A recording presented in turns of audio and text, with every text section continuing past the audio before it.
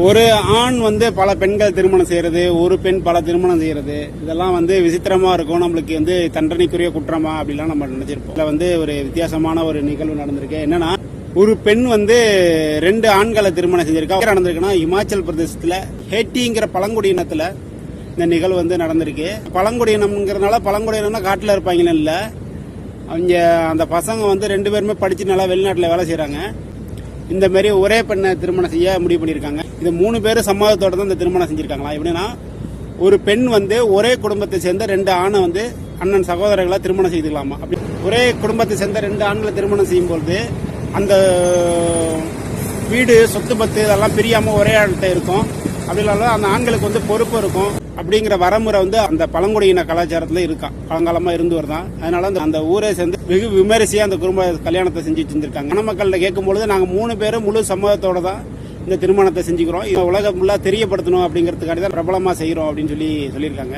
நம்ம இந்தியாவில வந்து பல திருமணங்கள் வந்து தடை செய்யப்பட்டிருக்கு. ஆனா ஒரு குறிப்பிட்ட இனங்களுக்கு இந்த அனுமதி வழங்கப்பட்டிருக்கு. அப்படின்னா, ஒரு ஆண் வந்து ஒன்றுக்கு மேற்பட்ட பெண்களை திருமணம் செய்யலாம்.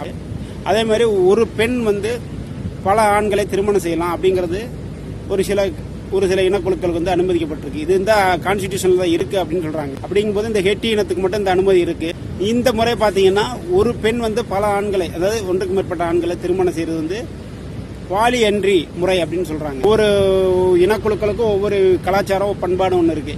ஏன்னா நம்ம ஊர்ல பாத்தீங்கன்னா, தமிழ்நாட்டில் தாய்மாமன் மகளையோ அல்லது அத்தை மகளையோ கட்டுறது வழக்கமா இருக்கு. அப்படிலாம் சொந்த அக்கா மகளை கட்டுறது வழக்கம். இது வந்து வடநாட்டில் ஒரு சில இதெல்லாம் கிடையாது. இது வந்து வித்தியாசமா வைப்பாங்க. எப்படின்னா வந்து ஒரு தப்பான ஒரு விஷயமா அவங்க கருதுறாங்க.